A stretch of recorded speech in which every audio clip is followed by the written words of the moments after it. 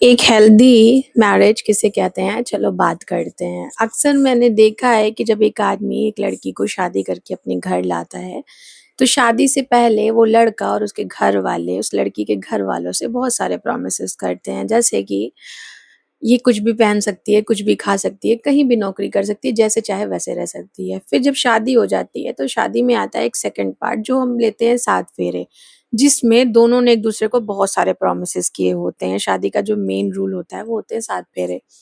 लेकिन जब लड़का लड़की को अपने घर लेके आता है, तो शादी से पहले जो उसके माँ-बाप से प्रॉमिस करता है, पहले तो वो तोड़ देता है। दूसरा जो वो 7 फेरे में उसको वचन देता है, वो तो पूरी तरीके से भूल जाता है।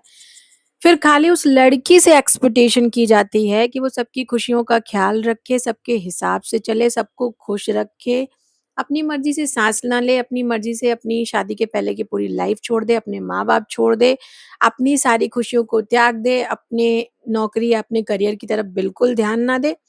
तो मुझे ऐसा लगता है कि ये आप उसके साथ धोखा कर रहे हैं। आप उसके साथ बिल्कुल सही नहीं कर रहे हैं। एक अच्छी शादी तब चल पाती है, जब दोनों पार्टनर्स एक-दूसरे की खुशी का ख़्याल रखते हैं, एक-दूसरे के साथ चलते हैं। क्या आपको लगता है कि जिस घुटन में आप अपनी वाइफ़ को रख रहे हैं, एक 20-25 साल की लड़की को लेके आए आप और उसकी लाइफ़ जो 25 साल चली है, अचानक से अपने घर में लाके पूरी तरीके से उसको कैद कर देना, दिन भर आटा, दाल, रोटी, चावल में बिज़ी कर देना, उसके लिए खुद टाइम ना निकालना, खुद उसके लिए अपने घर वालों के सामने स्टैंड नहीं लेना, हमेशा उसको गलत कहना जबकि वो आपके लिए 24/7 हाज़िर है।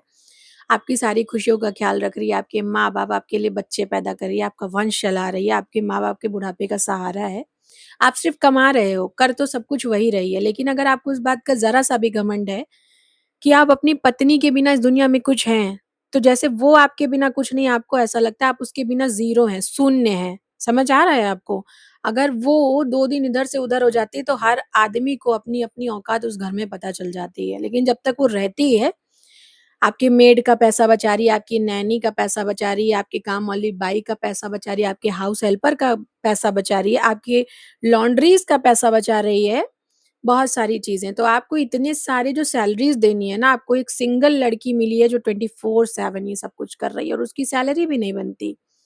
और जो वो अपने आप को जॉब भले ही वो बाहर नहीं करने जा रही है आपकी वजह से, जिसने जिसने कभी सोचा था कि वो बहुत कुछ करेगी, सिर्फ़ आपकी खुशी के लिए उसने अपना करियर सैक्रिफ़ाइस किया।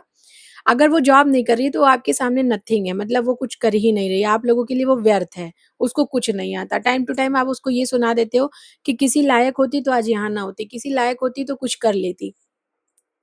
तो आपने उसको ऐसा बनाया कि वो किसी लायक ही नहीं बची। आपके डिसीज़न्स गलत थे। आपने जो उसको फेक प्रॉमिसेस किए थे वो पूरे नहीं किए।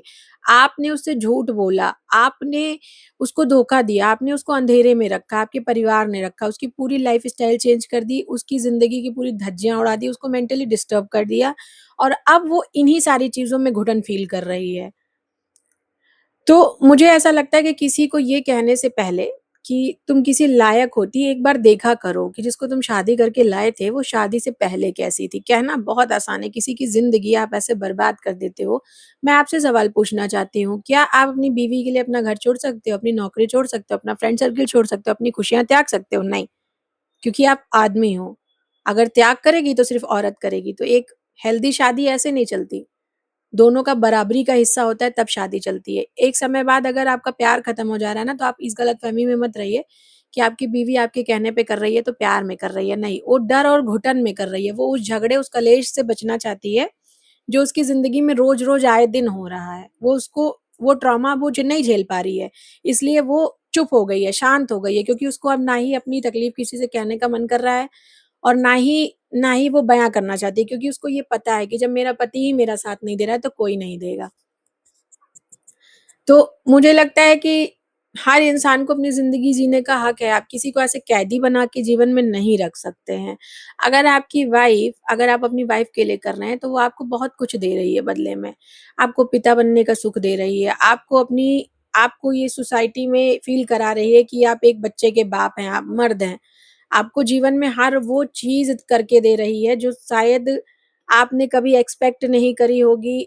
आजकल तो मैं लड़कियों को देखती हूँ अपने पति के चक्कर में हर एक जगह खड़ी होती हैं। जैसे पति के पास पैसा नहीं है तो वो अपनी ज्वेलरी हटा देंगी, अपनी प्रॉपर्टीज़ हटा देंगी, अपने पति की हेल्थ में वो लास्ट मोमेंट तक खड़ी हैं। फिर भी आज के लोग पता नहीं क्यों अपनी पत्नियों से सैटिस्फाई नहीं है, मुझे नहीं पता कि ऐसा क्यों करते हैं। कभी सोचा करो कि वो लड़की जो आप लेके आए हैं, वो कितनी घुटन और दर्द महसूस कर रही है बस इस वजह से कि वो अकेली पड़ गई है। ये जो आप कर रहे हैं शायद आपको सही लग रहा हो लेकिन सही है नहीं। कोई भी लड़की अगर आप लेके आते हैं तो उसकी ज़िंदगी उसको जीने का पूरा हक है। अगर आप अपनी ज़िंदगी अपने हिसाब से जी रहे हो, उसके लिए कुछ भी नहीं छोड़ सकते, नहीं सैक्रिफ़ाइस कर सकते तो आपको कोई हक नहीं बनता उससे ये कह देने का कि तुम अपनी ज़िंदगी सैक्रिफ़ाइस कर दो। और जिन आदमियों को ये प्रॉब्लम है मेंटली, जो दिमागी रूप से बीमार हैं, जो अपनी पत्नियों से आर्ग्यूमेंट में कहते हैं कि मैं मर जाऊँगा, मैं कट जाऊँगा, ये कर लूँगा, वो कर लूँगा तो तुम कहीं की नहीं रहोगी। तो मेरा उनके लिए एक मैसेज है कि अगर तुम्हारी पत्नी को कुछ हो गया, तो जिस घमंड में तुम जी रहे हो पैसे के घमंड में कि मैं पैसा कमा रहा हूँ, मैं घर चला रहा हूँ, नहीं। तुम सिर्फ़ पैसा कमा के ला रहे हो। तुम्हारा घर, तुम्हारा परिवार, तुम्हारे बच्चे, यहाँ तक कि तुम्हें, तुम्हारी बीवी चला रही है। अगर उसको कुछ हो गया तो तुम सड़क पे आ जाओगे। तुम अपनी बीवी के बिना कुछ नहीं हो। मैं फिर से कह रही हूँ, शून्य हो तुम। तुम्हारा कोई आधार नहीं है उसके बिना। तो जिन लड़कियों को तुम ये कहते हो ना कि तुम किसी लायक नहीं हो, अगर वो लायक नहीं होती तो तुम आज इतना बोलने लायक नहीं होते। तो जिन भी लोगों को इस मेंटल ट्रॉमा से गुज़रना पड़ता है या मेरी बात से आप एग्री करते हो कि मेरा मैसेज मतलब सही वे में जा रहा है आप लोगों के लिए, तो मुझे प्लीज़ कमेंट में बताइएगा कि आपको ये मेरा मैसेज कैसा लगा? राधे, राधे।